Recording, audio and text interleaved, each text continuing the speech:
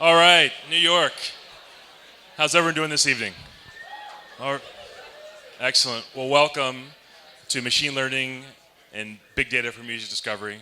I'm Lawrence Mandis, one of Galvanize's co-founders, and we're excited to host this evening with our friends at IBM and Spotify.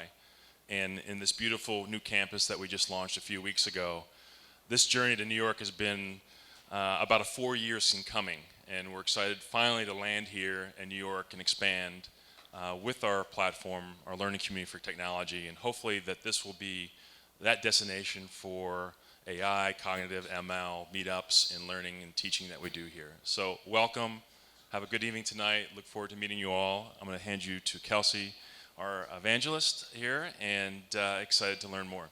Thanks. Hey gang, welcome. Where are my New York data science people? Can y'all just like whoop for me? Where are you guys?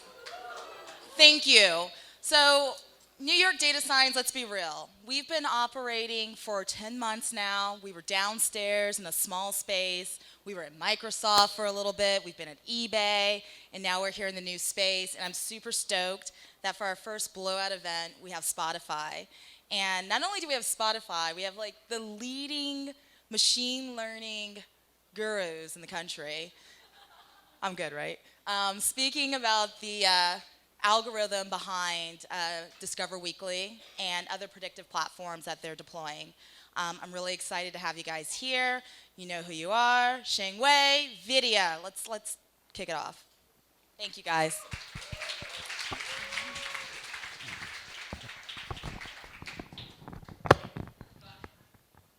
Hi. Hey everyone, I'm Ching Wei. Thank you so much for that lovely introduction, Kelsey. And hello to everyone on the live stream. My family's watching at home. Hey Asa. Go to sleep. And I'll introduce you to Vidya in a minute. But yes, I'm Ching Wei. I'm an engineering manager at Spotify New York City, and I'm part of a team that works on recommendation and personalization features in the Spotify app. Can I get a quick show of hands? How many of you use Spotify? All right. I'm not a data scientist, but I think that's pretty much everyone. Cool, thank you.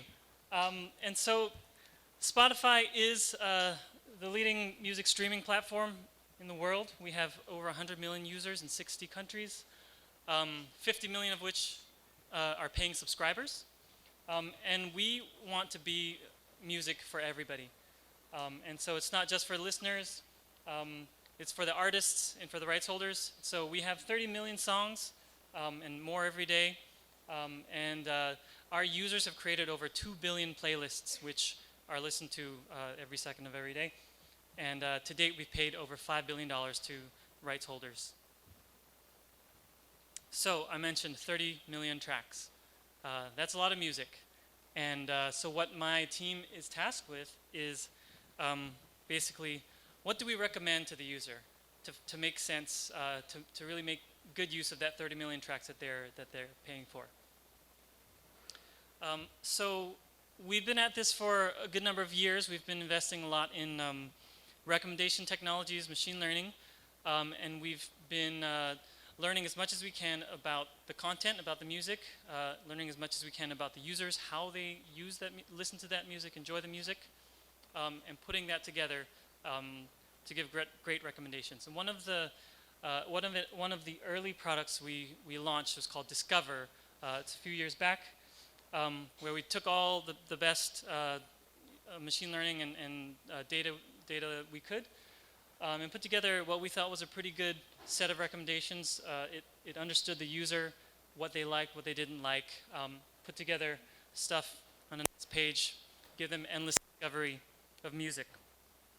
And an interesting thing happened. We had a hack week, and somebody decided, hey, wouldn't it be weird if we took all the Discover recommendations and put each track into a playlist? And so what came out of that was Discover Weekly. It was the same technology that did recommendations, but just in a different form. And Discover Weekly, I don't know how many of you use Discover Weekly, but it's become a very popular feature of ours. And so what we learned from this was that we needed to expand our question not just to what to recommend, but also how do we recommend. And maybe a discover page, is going to help certain people discover things in a certain way. But obviously, having a single playlist where you can hit play and it goes through song after song after song, it wasn't obvious at the time, but it totally took off. So now we have a whole family of different ways of recommending content, not just what to recommend, but how to recommend. You'll see our recommendation technologies in the radio feature, so you can just tell us an artist you like or a track you like, and we'll pick songs from that artist, from different artists that are kind of similar or songs that sound alike, and we'll just keep that radio station going for you, make it really easy. We also have something called Daily Mix, which is a set of maybe 3 to 6 playlists that you get every single day, refresh every single day, and it's based on your, what songs you've really liked in the past, and it does a little bit of taste clustering. So understanding that that people don't just have one musical taste, but they have several, and at different times or different moods you have, you might want to listen to, some hip hop. And other times you might want to listen to your yoga playlist. So Daily Mix takes a lot of that work, does a lot of that work for you, makes it really easy, and you can go there every day and get a new mix. We have a new set of playlists now called This Is, and these are sort of introductions to an artist's catalog. And so it's showcasing sort of not just their best, most popular, but maybe their most distinctive songs. And this is a way for people who are new to an artist to really get into new artists. And some of this is editorially programmed by our music experts, and we also use some algorithms to kind of augment that and automate some parts of that process. So that's another way that we recommend things. And another thing that we find on our platform is a lot of the listening nowadays, it's not albums anymore. I mean, albums are a thing of the past, and we're now in what they call a playlist economy. So I said before, people are creating 2 billion playlists on Spotify, and they're listening to playlists all the time. And so we put recommendations right where people are listening, and we have a feature called recommended songs that when you're creating a playlist or you're listening to a playlist, we show you suggested tracks that go with the rest of the songs on that playlist. So we have this and a couple more we'll talk about later, but many different flavors of recommendations in the product. And what we're here to talk to you about today is to show you a little bit more about how we develop a couple of these features. So I'm going to invite Vidya to come and talk about one of them.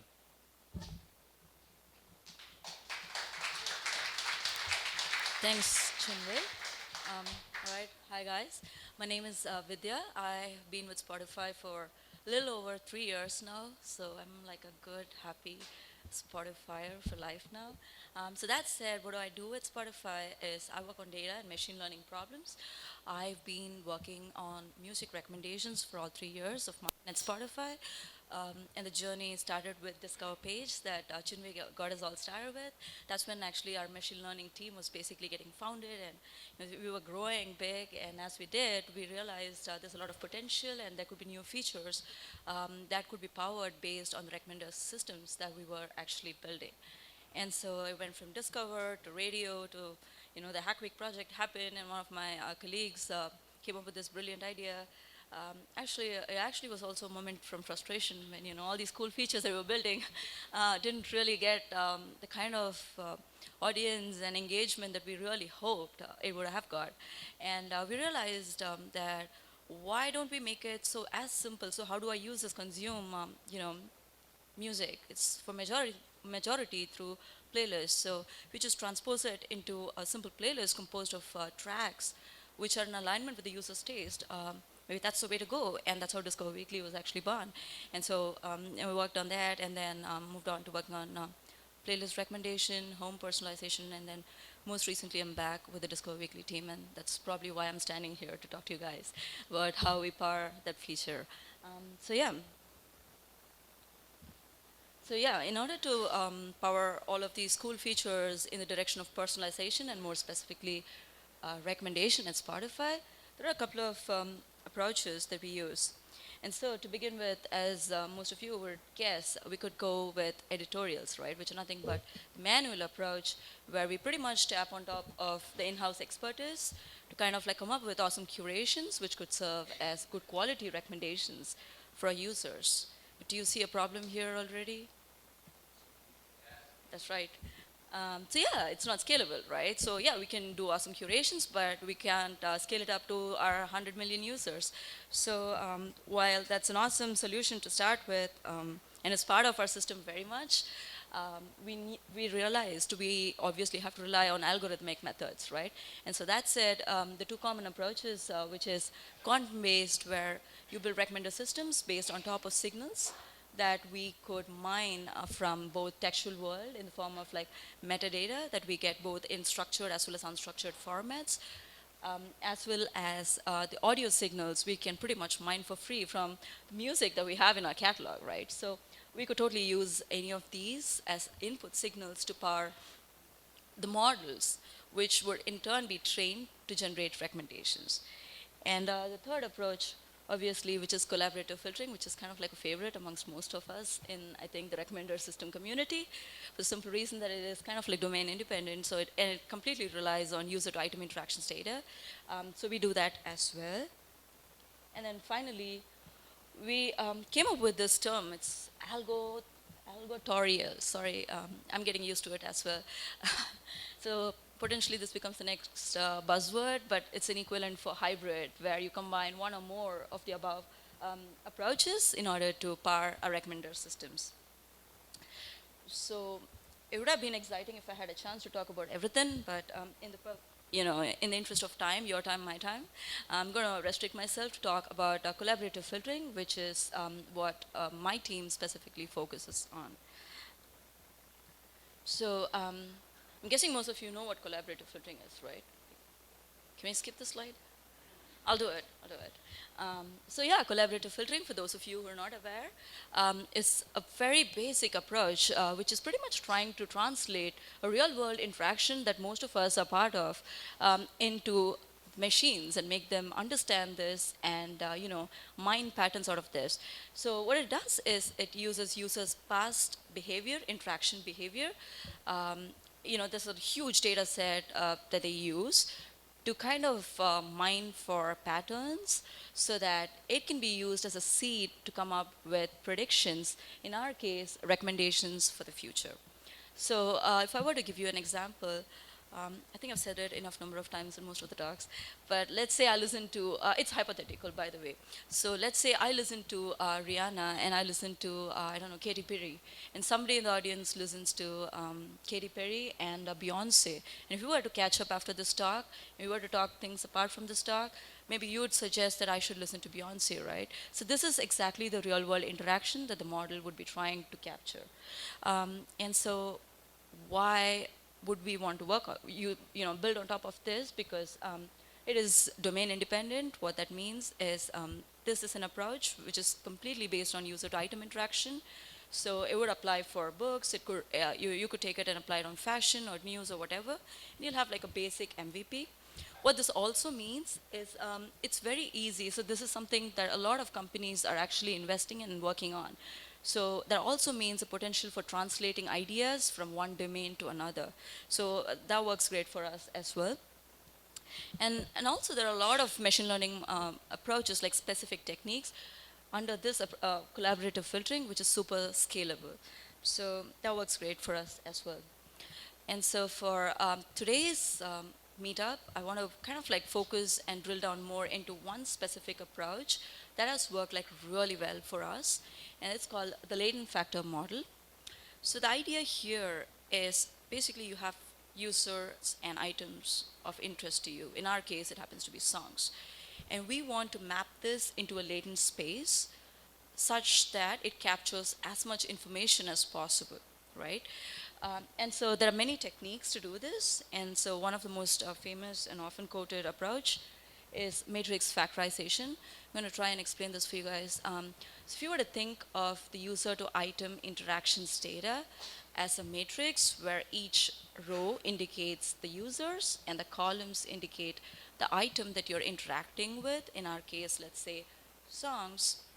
Then the way you go about generating latent vector representations for both the users and item is by taking this huge giant matrix and decomposing it into lower order matrices, which are indicated in this diagram as the user vector and the song vector matrix. And what you get in the process is representation for both the users as well as the items, the songs, in the same space, because it's going to be the same f-dimensional vector space. And so given that we have an understanding about this specific technique, we also figured that in natural language processing domain, there's again their own implementations and techniques and models for pretty much generating latent factor representations for what is key to them, which happens to be tokens or words, right? And a good chunk of work has been tapping on top of the co-occurrence as well as context. So when the model is able to predict and basically first is the model is trained to understand the context as well as co-occurrences of words, then it can do as much as a good job in predicting a word given the context or vice versa. And in order to illustrate this, I'm going to go with this famous sentence, which I'm sure most of you are pretty aware of. What was it? Sorry? Okay. Okay, that's cool. So yeah, there you go. You have a sentence out there. The quick brown fox, for those who can't see it, I'm going to read it out. The quick brown fox jumps over the lazy dog. That's what it says. So the idea here is that you see the sliding window out there, right? That is basically to indicate the context. In this case, it happens to be a context window size of 2 around the word highlighted in blue. So let's call the word highlighted in blue as the focus word, and the context is the 2 words that occur both on the left and the right when available as the context.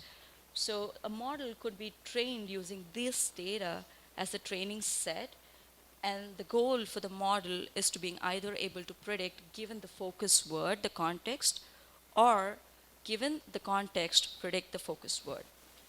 And these different techniques are called CBAW, which is continuous bag of words, as well as skipgram, respectively. And we figured that, you're generating latent vector representations at the end of it, and we figured that, hey, we could pretty much take this concept and apply it to music world, provided we can draw analogies. And we figured that, yes, we can draw an analogy, given that we have 2 billion playlists. So if you were to think of the 2 billion playlists that we have as the sentences of the documents for the training data set, and the words which occur in the document are equivalent to the tracks or the songs that occur within the playlist, then we have our own training data set for music space, right?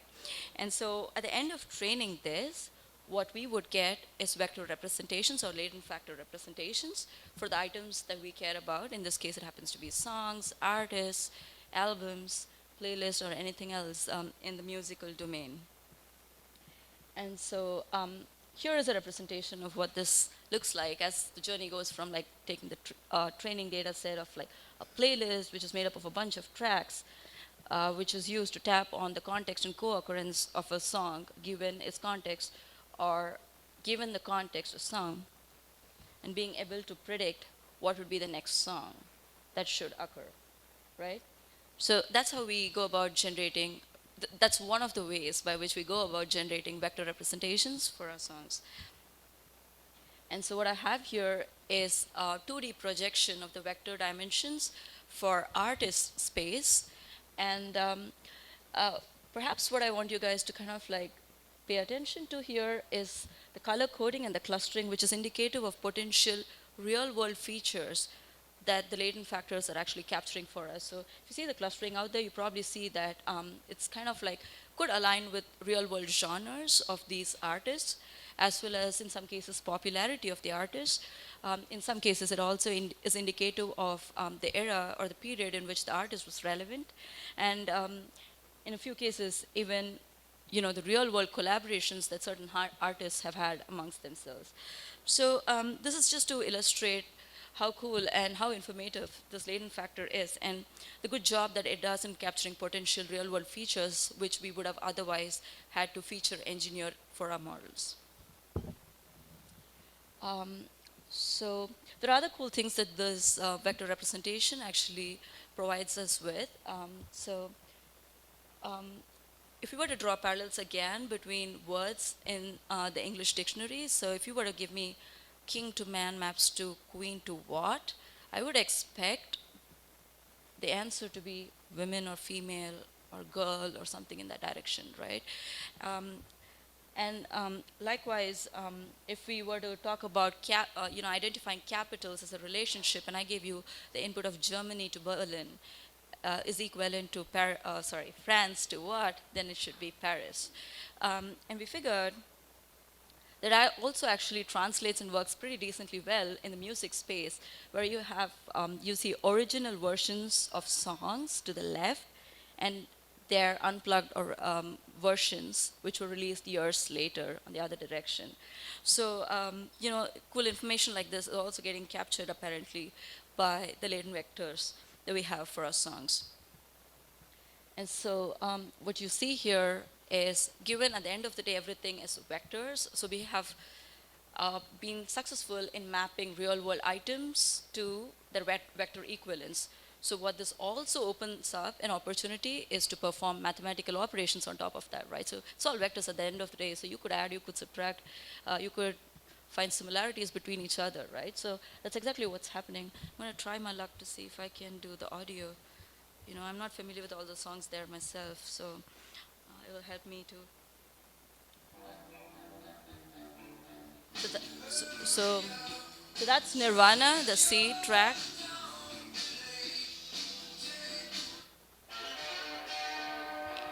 And what I'm playing right now is the unplugged version. I don't have control. Oops. So I add these two tracks, and then now I'm going to subtract this track from it. Oh yeah. Perhaps I messed up, but you get the idea, right? So, so, so what you would get as a result is the unplugged version, and this is for real. So that's cool. So you get this information also, and as I demonstrated, you could perform all these operations on top of the vectors that we have now generated for the songs. So that's cool. And so, like we saw, now we have vector representation. Again, this is just for diagrammatic, representation purposes. It's just two-dimensional. This is not real. This is not how the songs look like in the space. It's just to get across the point. So now that we have vector representations for the songs, how do we go from here to generating recommendations for users? So like I kind of like softly introduced the idea, now that we have these vectors, you could do any operation, any mathematical operation on top of that. What that means is we have mapped the recommendation problem into a math problem if we had any measure of similarity, such as like Euclidean distance or cosine similarity. It's as simple as coming up with a user profile in the same vector space as the tracks, and then the recommendations problem gets reduced to as simple as taking pretty much the user vector, projecting it into the track vector space, and using some measure of similarity to come up with candidates for recommendation. And so the last missing block that I have to talk about is, how do you come up with this user profile? That's kind of like very case specific, and it just depends on what you're trying to achieve for a given feature. So you could start with something as simple as the user's interaction on Spotify. So it could be a simple aggregation on top of users' interactions on Spotify to begin with. In cases where we want to kind of like highlight distinct usages of the users for on Spotify, like let's say specific users listen to, workout music in the morning or evenings, and they have a different type of music that they listen during commutes and when they work, and soft soothing music for going to sleep. If you want to identify these, you could pretty much do some form of clustering on top of their tastes and consumption pattern across different contexts, as well as depictive of their different tastes, which you could think of as the different genres, real world genres that you probably are interested and excited about. In fact, that's what is kind of like used to power our daily mix feature, so that you have a good set of tracks focused towards each one of your distinct tastes. And then there are other use cases where we want to kind of like make it very time sensitive. Perhaps the user wants recommendations which are more reflective or what they are doing maybe this hour, or maybe what they've been doing in the last 8 hours, as opposed to another use case where it's probably okay to have recommendations reflective of their usage on Spotify over a longer period of time. So based on the use case, we compute the user profiling accordingly and come up with recommendations. So now that I kind of like walked you through how we come up with MVP for recommendations, I want to also take the time to talk about some of the challenges which are kind of like unique to Spotify, in the sense that, let's start with the scale that most of you already kind of like identified and spoke about, right? Scale. Yes, our corpus or our catalog is in the order of like 30 million tracks and over like 2 billion playlists. Unlike other domains like where maybe movies or books, where it's potentially in the order of like hundred thousands. So this is a problem which is kind of like unique, I would say, to music domain.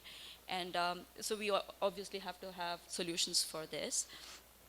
And so I want to talk about quickly go over, the tech stack for our data pipelines, which is obviously taking this scale and working for us on a day-to-day basis, right?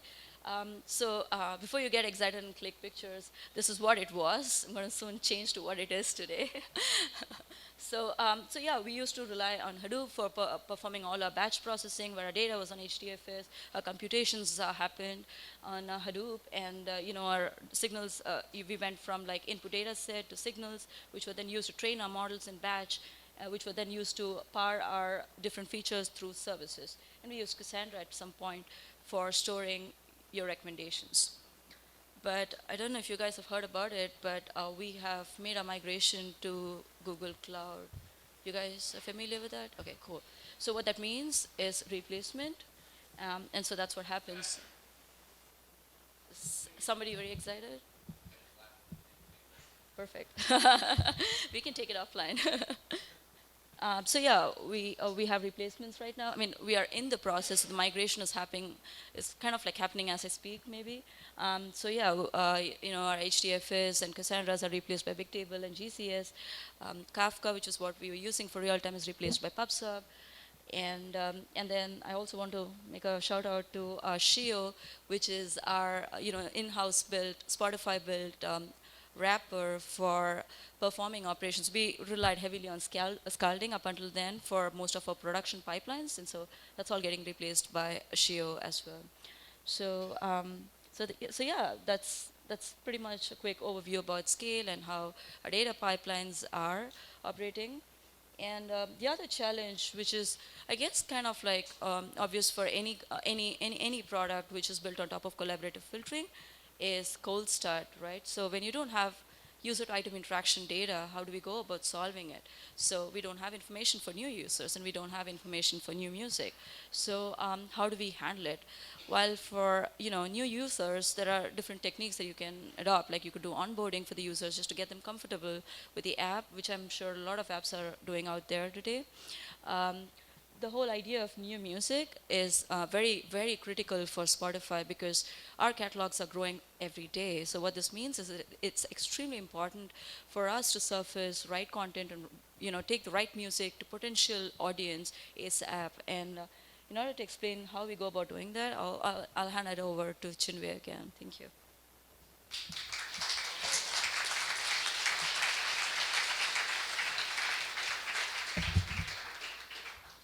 Thanks. So yes, the cold start problem. What do we do when we don't have user interaction data? No one has ever seen the track before, listened to it, put it on a playlist. Well, in those cases, we just have to fall back to what we do have, which is the actual audio. So I'm going to talk a little bit about how we learn from sound. So what's in a sound? I'm going to play a song. Let's see.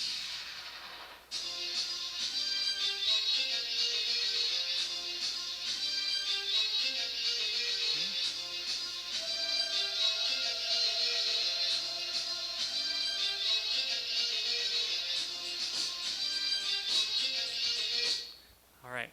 Just a little plug. Thank you, Galvanize. So, what was in that song? At the very lowest levels, if you're a signal processing person like me, you'll know that a sound is made up of time domain signal. There's amplitudes, there's frequencies, which are pitches, and these things are changing over time. The loudness is changing over time. So a very low level description of sound is literally vibrating air and these fluctuations in the air pressure.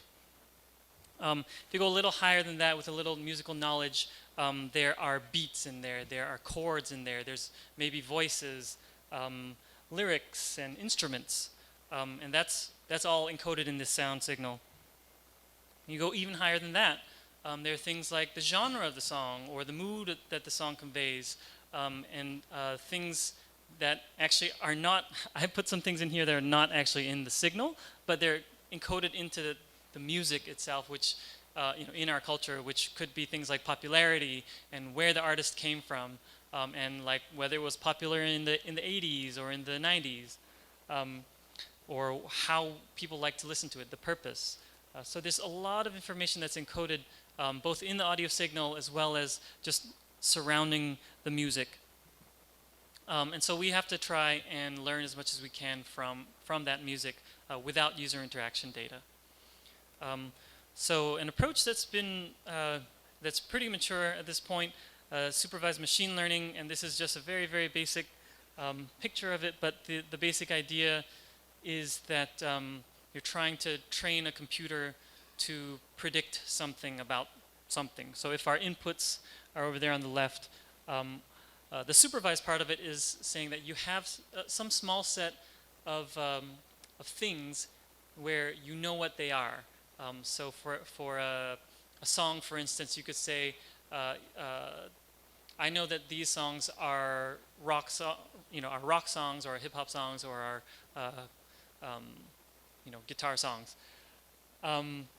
And you have that small training set which has labels, and then typically what happens is that the input, in this case the audio, is too large to really learn anything on directly, and so what we do is we extract some features from the audio. This might be doing some signal processing and statistics to extract some of the lower level things I was talking about, like the loudness and the frequencies. And then we throw it at the machine learning algorithm, which takes those labels and takes the features that we just extracted and associates them. And so the more training data you can give this machine learning system, the better the prediction is going to get. It's going to look at these signals and be like, okay, next time I see this sort of feature, I can be fairly sure that it's going to be, this song is going to be of this genre, for example. So once you have that classifier model built, you can apply it on unseen inputs, songs that you don't have the right answer for, and this model is going to make a prediction for you. A technique for machine learning that's become resurgent in the recent years is something called deep learning, also sort of related to neural networks. And I'm not going to go into it in depth. Sorry, I didn't mean to make that. But the important things about deep learning are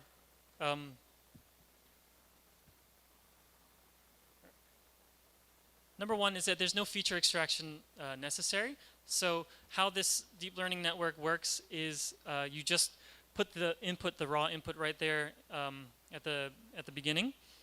And the key part really is the whole busyness of that slide is basically showing that deep learning uses a lot of learning nodes, and these nodes are relatively simple as far as machine learning algorithms go, but you just use a lot of them, and you put them in layers upon layers upon layers. And so by putting lots of little simple things together, you're getting something that overall performs better than maybe some more complicated single model.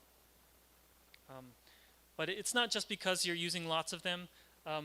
There's also, part of the secret is this back propagation of errors. So you make these predictions and you know that you were wrong, and so you kind of feed that back through the network so that you learn basically each of those lines, those edges in that picture actually have some weights and some parameters like associated with them. And so deep learning is kind of this iterative process where you go back and forth with your training data and try and minimize the error and find the optimal set of parameters for each of those links in that graph. And deep learning works well when you have lots of data, like lots of data. And I think part of the reason it's become resurgent in recent years is like we're starting to have this data as the world has been connected to the internet 24/7 for, about 10 years or whatever, depending how you count it. We have this mountain of data sitting at us. We have our 100 million users and interacting with this service every day and 2 billion playlists. So lots of data can train these kinds of networks to outperform like the more traditional machine learning algorithms in certain tasks.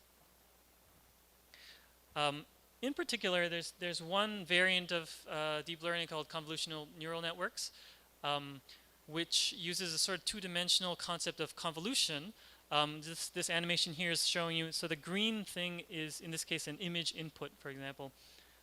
And the yellow box is a convolutional filter it's like a sliding window that's sliding from left to right and up to down. And each of those little red multiplier numbers is a weight. And it's similar to the weights that we saw earlier in the deep learning network. And each time that window moves, you're doing a multiplication of the numbers and the weights, and then you end up with those pink numbers on the right. So that's what convolution is. Convolutional neural network, we'll do an example on images.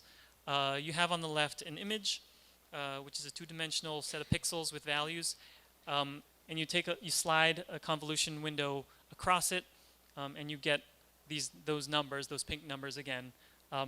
And then after each of those convolutions, typically you'll do a pooling, what they call pooling, which is you could take like a statistic, like an average or a maximum, for example, to reduce the size of the convolution output.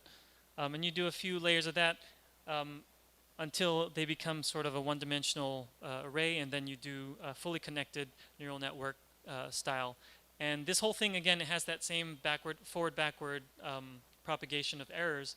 So you may have some tags associated, some labels you have associated with this image. And so you know the right answer for this. And so you train the network to learn the right weights for each of those steps. For the convolutional steps, for the fully connected stages, to learn all those parameters and those weights to give you the best accuracy.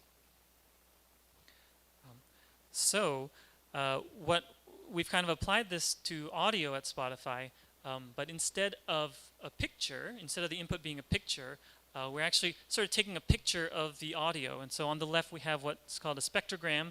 It's a representation of an audio signal as frequencies as they change over time. So in this picture, time is going on the y-axis and the vertical axis, and frequencies are on the x-axis. And so we take a little convolutional window, and we slide it over the thing, and we have a couple layers of that, and it gets smaller. There's some pooling, and then we have fully connected layers. The other thing, what are we using for the labels?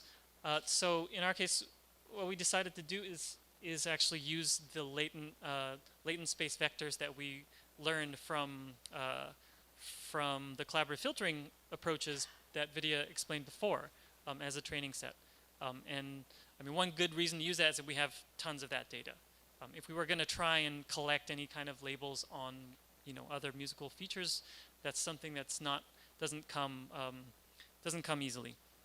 So we tried it out, training it to basically predict these latent space vectors on audio, and turns out to be pretty good. This is again a two-dimensional projection of the vector space, but this is actually lives in the same vector space that the tracks and items lived in that Vidya just described. So that's a really nice thing about this. They all live in the same space, and we can do recommendations sort of with both of them sort of with the same toolkits. Let me just play some examples. Oh, you'll see the pictures of the clusters there. generally correspond to, well, so these are clusters of tracks that the predictor thinks are close together in this vector space, but they also make sense to us from a musical standpoint. You can see there's sort of a hip-hop cluster in pink and sort of indie cluster in green and the other clusters. I'll play a couple of examples. If you take any one song, now you can get an audio vector for it, and then you can find the nearest neighbors for that vector in this audio vector space and find songs that are similar to it. So if I play this as the seed song,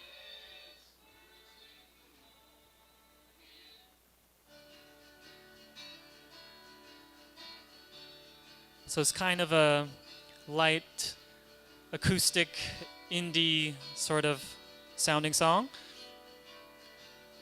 And some of the nearest neighbors in the audio vector space would be something like this.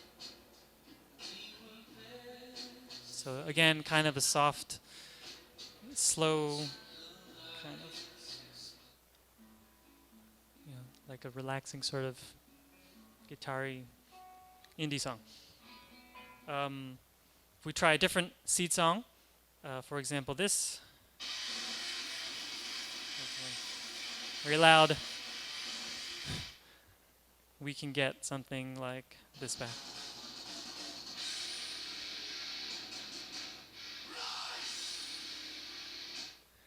So it kind of works. And so what this means is we can now recommend new music, and we have now solved the cold start problem. And I'm kidding about that. There's always more to be solved. But this does solve a problem that we have, which is how do we recommend new music? New music comes out every Friday, and before it's had anybody play it or put it in playlist, we don't know anything about it from the collaborative filtering standpoint. But what we can do now is we can put it into our audio analysis engine and get a vector that actually is comparable in this space, and then we can start recommending it to people. This is what we have called Release Radar right now, which every Friday comes out. It's a playlist of all new music based on artists that you follow or tracks that you've listened to before in the past. And it uses, because a lot of these tracks are brand new tracks, or all of these tracks are brand new tracks, it uses the audio vectors for that. We also have another feature called Fresh Finds, which is kind of digging through the tastemakers' crates of what's up and coming and undiscovered artists, and in this case it's specifically to surface music that no one is yet listened to, or very few people have yet listened to. And so this is one of our algotorial kind of playlists, but we use the audio vectors to kind of split up into a couple of different flavors of this playlist with different styles. So that is that's it on the audio, learning from audio. So I'll come back to this page. We have lots of different recommendation features and technologies at Spotify. And we are constantly working on more. Some of the things that we're thinking about, there's both technologies that we're working on as well as new use cases for the product. And in terms of technologies, we're looking at all kinds of embedding models for the kind of latent space modeling that we're doing that can integrate more kinds of side data. We're looking at contextual signals, like where you are when you played things and what time and what day. We're looking at tools, we're using deep learning now, and like what are the new deep learning tools that people are using. We're looking at like what kind of new signals we're getting, or how can we produce real-time recommendations and do that, like instantly. But in the use cases too, we're looking on different devices, on like home devices and voice devices, on your in the car and on your TV, and recommendations in those places. Like I said in the beginning, it's not just about what to play, but how to recommend things. So all of these different environments are going to require different technologies and different techniques for recommendation. So to help us do all this next stuff. We are hoping that at least one of you or some of you will be interested in joining our band. We're always looking for great data scientists, machine learning engineers, data engineers, and all kinds of people. So if you're interested in the kind of work that we talked about today, please come and look for myself or Vidya. Some of us here, we have a table back in the back. Looking forward to meeting you. So thanks again to Galvanize.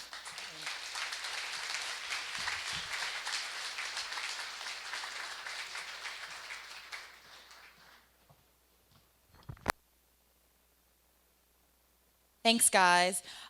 So we were live streaming. We were also collecting questions from our Slack channel, Facebook, and Slido. So I wanted to present you guys with a few questions, if you guys could humor me, and then I'll close out, and then we'll get back to drinking and fun stuff. So, question number one, this is actually from Slido while we were live streaming. What were some of the most random or unexpected results you received from the auto-generated playlist? And that's from either of you.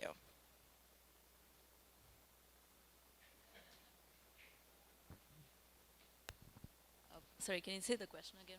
Sure. I'm cheating because I have it on my phone. What were some of the most random or unexpected results you received from the auto-generated playlist?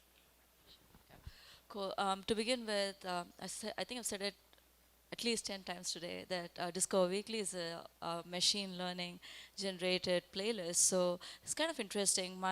It actually happened to me in that, like, my range of music interest goes from Bollywood to hip hop to Zumba music to all kind of things. And I found that there were a lot of Spanish artists on showing up, and their music showing up on my Discover Weekly. And for the longest time, I used to file bug reports saying, why am I getting this stuff?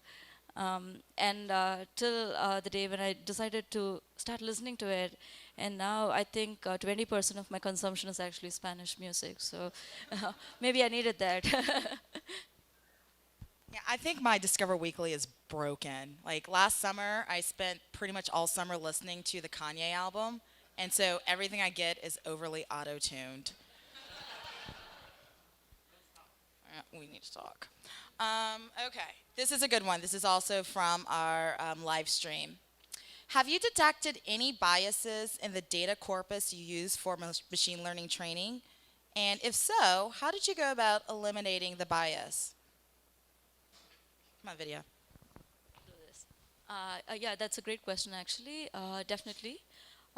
Obviously, when you're using training data set, and we in fact are using user to item interaction consumption data, there is bound to be bias.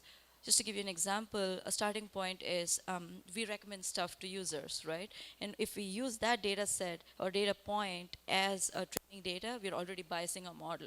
It's just built on top of what we already recommended.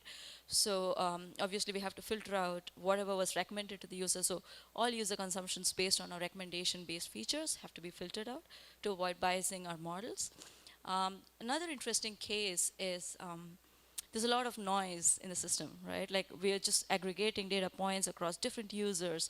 So sometimes there is need for performing like negative sampling, which is done in order to kind of like ensure that the models do not get biased. So yeah, it's like introducing noise in the system so that it doesn't overfit. So yeah, we have to do that as well. Dope. And I'm just going to skip to this last question because Shengwei, you ended with, if you're interested in joining our band, ... So, what do you look for when you're hiring data scientists? New York Data Science Meetup crew, take notes. Yeah, thanks. So we hire, like I said, the word data scientist, I think, is everybody has their own definition of it. So I'll try and give you what we sort of consider a data scientist at Spotify and how it relates to other roles we have. We have three roles, let's say. We have a data scientist. We have some roles called data engineers, and we have some roles called machine learning engineers. 4 roles. We also have research scientists. And so I see it as sort of a spectrum. I think all of those roles know something about machine learning in terms of like algorithms for you know, automated predictions of things. But they also need to be able to deal with scale, and that's where when we say data at Spotify, we kind of mean like big data or lots of data. So it's working with systems for really large scale data like Bigtable or Hadoop, and how you run jobs on how you run these machine learning algorithms and data jobs on large sets of data. And so that's more on a data engineer side of things. Is you know how to deal with those systems, deal with those systems and get the data from point A to point B. And a data scientist is sort of a role where you know how to kind of, first of all, you know how to get the data, but you also know how to analyze the data. So a very analytical mind about thinking about what insights you can gain from the data. It may not be writing code that will go into a product feature, but it may be sort of using data science to inform the decisions that we make. And so, what are we looking for in a data scientist? I mean, I think, like I said, an analytical mind, like being able to be thrown into under a mountain of data and make some kind of sense of it. And how do what's your first step of segmenting the data? Having some domain knowledge in it doesn't have to be music, but any kind of like consumption stuff. So people things where people consume things is helpful to understand like how users use things, and that informs sort of how you kind of slice and dice the data. For the machine learning side of things, we look for kind of algorithmic, some scientific background. If you've published papers, that's a good thing. And then we also, from our machine learning engineers, need a lot of like production engineering experience as well. I won't say a lot, but our machine learning engineers are not just sitting and writing algorithms in MATLAB. They're actually putting. We use Python a lot, and we put those things in production pipelines.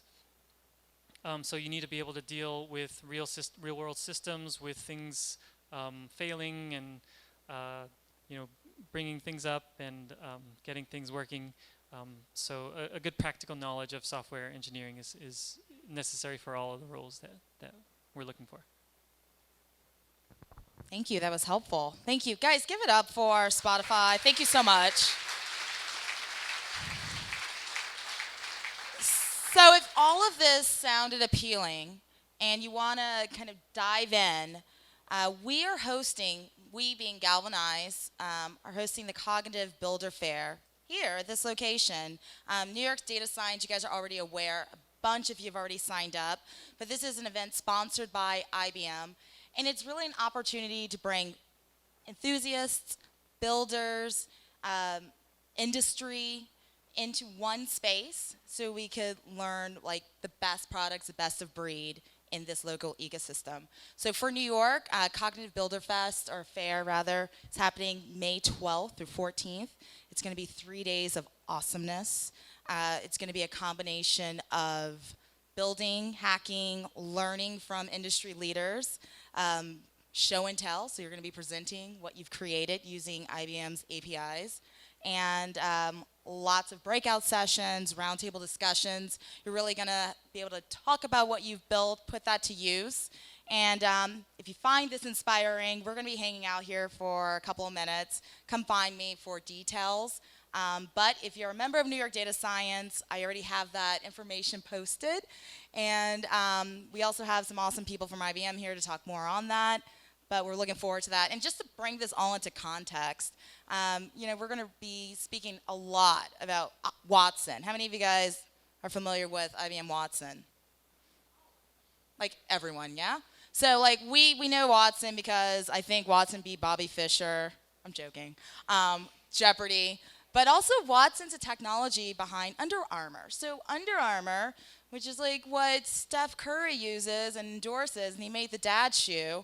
Under Armour is using Watson to optimize their product and get closer to their users. So, I mean, this is all contextual. Real people are using Watson to solve real problems.